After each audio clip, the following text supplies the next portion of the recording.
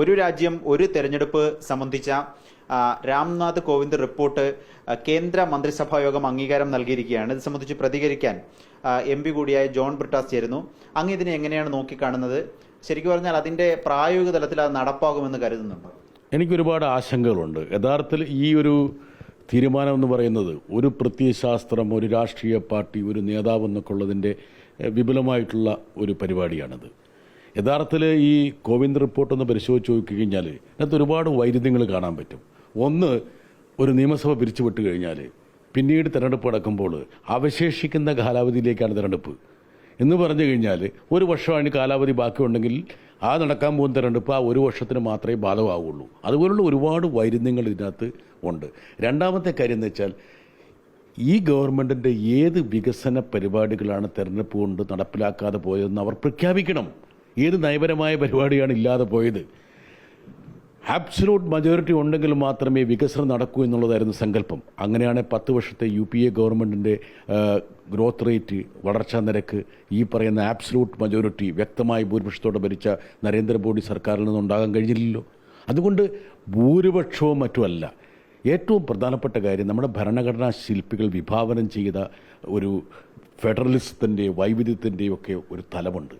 അതിനെ തകർത്തെറിഞ്ഞ് ഏകമാനമായിട്ടുള്ള ഒരു സംവിധാനം ഉണ്ടാക്കുന്നതിൻ്റെ ഭാഗമായിട്ടാണ് ഈ പറയുന്ന ഒരു രാഷ്ട്രം ഒരു തെരഞ്ഞെടുപ്പ് എന്നുള്ള പരിപാടിയുമായിട്ട് മോഡി ഗവൺമെൻറ് മുന്നോട്ട് പോകുന്നു.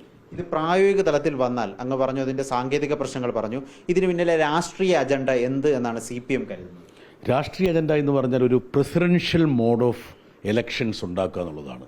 അതായത് നമ്മുടെ നാട് എന്ന് പറഞ്ഞാൽ എന്തെല്ലാം തരത്തിലുള്ള വൈവിധ്യങ്ങളുള്ള നാടാണ്. ഓരോ പ്രദേശത്ത് ഓരോ വിഷയങ്ങളാണ്. ഒരു സംസ്ഥാനത്തിന് നടക്കാൻ പോകുന്ന തെരഞ്ഞെടുപ്പ് എന്ന് പറയുന്നത് ദേശീയ തെരഞ്ഞെടുപ്പുമായിട്ട് ഏതെങ്കിലും തരത്തിൽ ബന്ധമുള്ളതാണോ? അല്ല.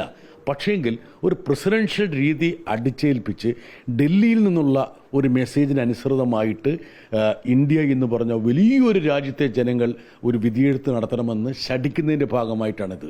ഒരു പ്രസിഡൻഷ്യൽ രീതി കൊണ്ടുവരാൻ വേണ്ടി അവർ വെമ്പുവാണ്. പക്ഷേ അതിനു വേണ്ടിയിട്ട് ഭരണഘടനയെ മാറ്റിമറിക്കാൻ അവർക്ക് കഴിയില്ലാത്തതുകൊണ്ട് ഈ തെരഞ്ഞെടുപ്പിൻ്റെ രീതിയിലുള്ള മാറ്റം വരുത്തിക്കൊണ്ട് ഇൻഡയറക്റ്റായിട്ട് പരോക്ഷമായിട്ടൊരു പ്രസിഡൻഷ്യൽ തെരഞ്ഞെടുപ്പ് സംവിധാനം രാജ്യത്ത് അടിച്ചേൽപ്പിക്കുകയാണ്. ശീതകാല സമ്മേളനത്തിൽ ഇത് ബില്ലാക്കി കൊണ്ടുവരുന്നതിനെ കുറിച്ചുള്ള ആലോചനകൾ ഉണ്ട് എന്ന് പറയപ്പെടുന്നു. അങ്ങനെയെങ്കിൽ പ്രതിപക്ഷത്തിന്റെ ഒരു കൂട്ടായ സമീപനം ഇക്കാര്യത്തിൽ ഉണ്ടാകും എന്ന് പ്രതീക്ഷിക്കുന്നു. തീർച്ചയായിട്ടും പ്രധാനപ്പെട്ട പ്രതിപക്ഷ പാർട്ടികളൊക്കെ ഇതിനകത്ത് വ്യക്തമായൊരു നിലപാട് എടുത്തു കഴിഞ്ഞു. കോവിന്ദ് കമ്മിറ്റിക്ക് മുമ്പാകെ അവരവരുടെ നിലപാട് വിശദീകരിച്ചിരുന്നു.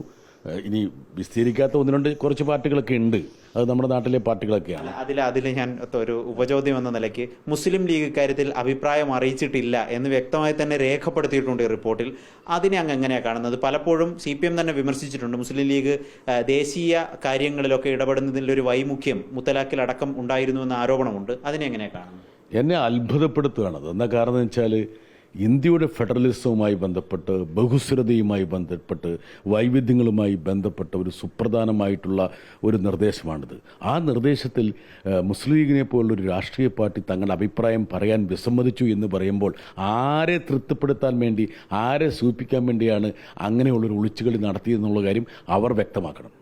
ഏതായാലും ഈ കാര്യങ്ങൾ തന്നെയാണ് വ്യക്തമാക്കിയിട്ടുള്ളത്. ഒരു പ്രതിപക്ഷത്തിന്റെ ഒരു സംയുക്തമായ ഒരു ശ്രമം ഇതിനെ തടയുന്നതിൽ ഉണ്ടാകുമെന്നാണ് ജോൺ ബ്രിട്ടാസ് MP വ്യക്തമാക്കിയിരിക്കുന്നത്.